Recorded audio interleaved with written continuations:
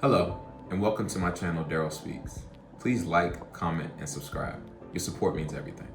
In the following weeks, after my finals were completed, we got the news from Bishop McNamara that I would not be allowed to return to the school. They were expelling me, but on my transcript, what it would say is that after the suspension, they did not ask me to return. And I just decided to go my own way. Up until this point, I had wanted to hold out some hope in a favorable outcome in this situation. In my life up until that point, there had not been many moments where my faith was being tested. I'm still a child. So this was the first moment where, I could apply some of the principles that I had been learning from my parents and from my church, and how I can, applicably use it in my life. And so to hear that they would not allow me to come back, and that really crushed me. Not even just from a faith perspective, from a logical perspective. I had not made any mistakes at the school. I was an honors student, had all honors classes. I had a really good GPA at that point in time. I think it was like a 4.15, close to a 4.2. I was on the basketball team, starting guard for the JV team. Like, there were a lot of things going well for me. I knew a lot of the teachers, and they all loved me. There were a lot of things going well for me. And so in my eyes, I thought there was some opportunity for there to be some grace extended, but McNamara decided not to. Bishop McNamara was a college preparatory school.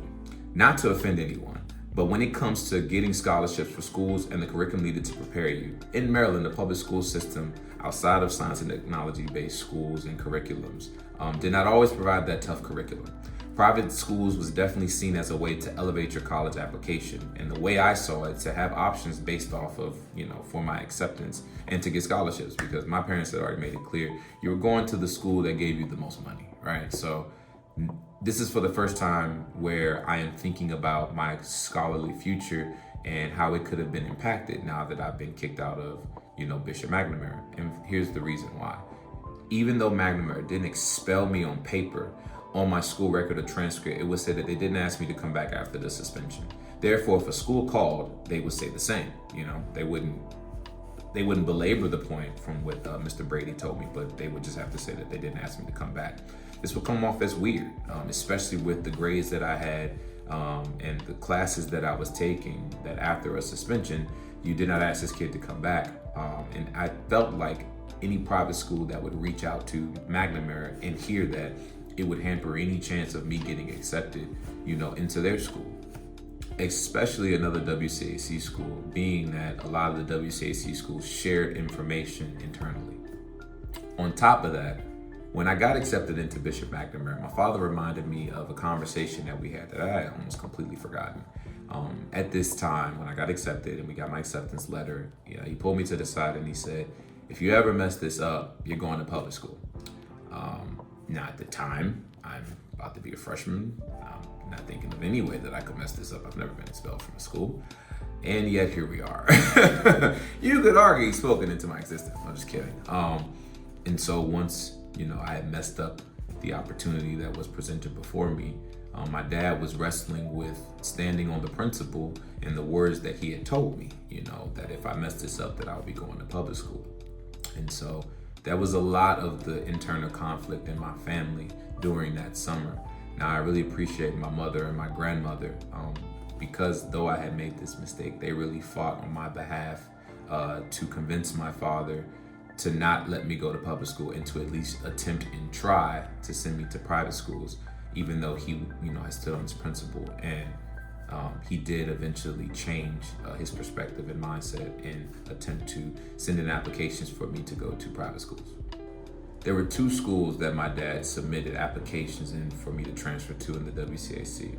The first one was DeMatha and the second one was St. John's College High School. DeMatha was the first to get back to us with our application and the status of it. The admissions person called my dad. He wanted to know why I left McNamara, obviously, right? He said he called McNamara and they told him that I left and they did not ask me to come back. He continued to add how odd that was as a response, seeing my transcripts and seeing the grades that I had. And so pretty much he was asking, I want to know what happened. Like, why did your son, decide not to go back to McNamara And for obvious reasons, my dad decided to decline to answer because he did not want to disclose the reason why I got removed from McNamara, I got kicked out. And the counselor or the admissions person told my father, okay, that's fair. He said, but it's going to be really hard to accept him, not knowing the reason why McNamara did not ask him to come back.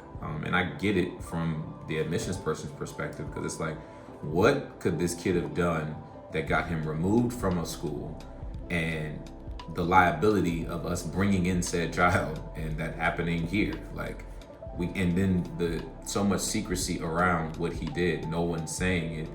That's kind of a risky thing to accept. And this is what I kind of felt, I kind of knew that this is how this would play out. So they get off the phone, my dad tells me that news, and I'm like, yeah, this is why, it's gonna be hard for me to get into any private school, because they're just gonna call McNamara, because it doesn't make any sense. And it's not gonna make any sense. And, I felt like my fate was kind of sealed, because if DeMatha did it, then surely St. John's would do the same. That summer, ironically, I also got accepted into the National Society of High School Scholars. Now, I hadn't said this before, but all activities for Daryl, hanging out with friends, playing basketball, any other thing, any vacations, anything, were completely on hold. I wasn't able to do pretty much anything, rightfully so, right? This is punishment for, getting expelled from school. And so when the, leadership being accepted into the National Society of High School Scholars, they host a yearly conference every single year. And this year, it just so happened that the conference was going to be at Maryland University. And up until this point, I hadn't been allowed to do any activities, but I believe that this would go well on, my college applications, being in this society. If you stayed in the society, being accepted, when you graduated, you got to wear a satchel, you got to put it on your college application. There's a bunch of things that were positives about this, this society, and specifically this leadership conference. My parents allowed me to go, and I really, really appreciate them for relenting and allowing me to go. It was a 10-day conference where you would stay on Maryland's campus in the dorms. They had 3 specialties that you could decide to pick from: law, medicine, and engineering.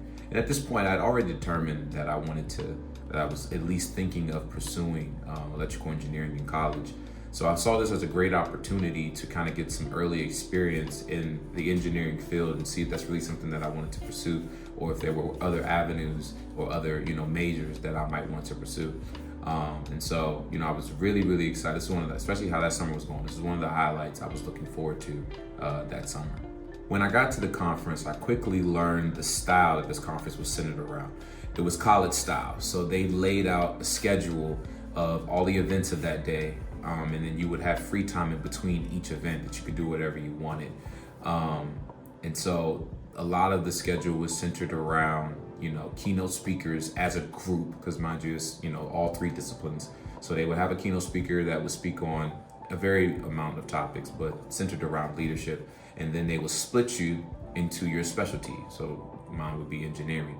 Once you got into your specialty, on day 1, they split you up into teams, because we will be competing in different, experiments and different building challenges over the course of these 10 days. And, it would be team based. And at the end, you would be assessed points on how well you did at each,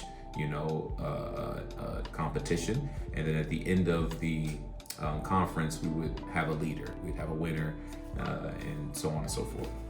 And so they would split you into your team group, and then you would have different meetings with your team. And sometimes they would have, we all had team leaders, and sometimes they would have team leaders that come speak to you, and you'd have speakers in that space. And then also, as the engineering cohort or the engineering discipline, they would have a guest speaker come speak to you every single day. And so it was a lot of, learning, taking notes, seeing these different speakers, kind of getting an understanding for your specialty, then also the leadership aspects, and then applying it when you come together as a group to kind of figure out how you're going to go about winning these competitions.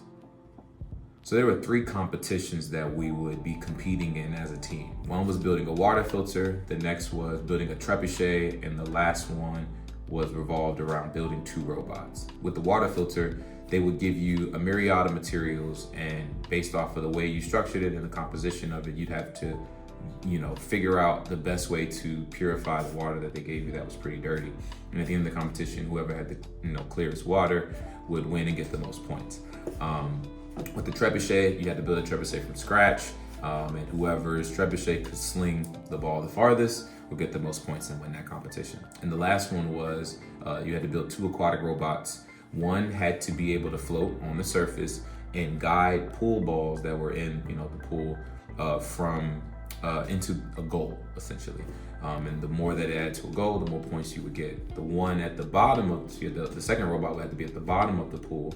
It had to stay at the bottom of the pool, so it couldn't float, obviously. And its job would have to be to steer balls that were in the center of the pool to the edge of the pool, and you would get a points assessed for that. And so very, very quickly, when you split off into your groups, all of these 3 competitions, you're building from scratch. They provide you the materials and they kind of say, go at it. And so there's a lot of, ideas that were being floated around that you would have to figure out how to, kind of put everybody's ideas into what we're going to build and vote on it and figure out like what would make sense to work, what would not work. And there's a lot of conflict resolution that's happening there because everybody feels their idea is the best. And so in those environments, I really kind of shine because you got to think, like I said, leading up to this, my, self-worth and how I valued myself had been diminished, right, from everything that was happening. But in these moments where, I'm throwing out ideas and people are agreeing with my ideas and you're having to, resolve conflict and come to compromises, like being one of the spearheads in those environments between different, people in my group, it became a point where I can start to see my value a little bit more differently. And then as we would use some of the ideas that I would implement and then our, robot or our, design would do well, then I can kind of take some solace in knowing that I played a part in that. And so that conference, from that engineering perspective really helped to edify me and kind of give me some of that self-worth that I had lost, from how everything was playing out at my high school. It also helped me to understand that I was good at engineering. It was the field that I wanted to go to. I had so much fun designing the 3 different competition, designs. And I was really, really excited, if this is what engineering looks like, what my career would look like. So it kind of solidified that the engineering field was something that I'd be, interested in going in. I quickly made friends, not just in my specialty, but also across all the specialties of law and medicine. Because when we had common time or we had lunch, everybody would mingle back together. You weren't, just in your specialty group. And I quickly learned one of my skill sets is building relationships, And so again, at a time where, I thought low of myself, to be in this environment, building relationships with people that were, lasting relationships. We had formed strong bonds over these 10 days and really getting to know people and, not being judged. Like no one knew that I got kicked out of high school. No one really cared. The person that I was presenting and representing myself was not only, connecting and vibing with people, but people were excited to spend time with me when we would have those individual times. And when we ended up having to leave the conference, there were tears, from not just myself, but from others that I connected with. And that aspect too really, really helped to edify me and give me back some of that worth that I had lost going through this whole high school situation, because it showed me that, who I show up as Daryl on a daily is not this terrible individual, it's not this terrible person, it's not this mistake that I just made, that there are some values in me that I, you later learn what God had put in me, but at that point I was trying to figure it out, that really connected with people and formed close bonds.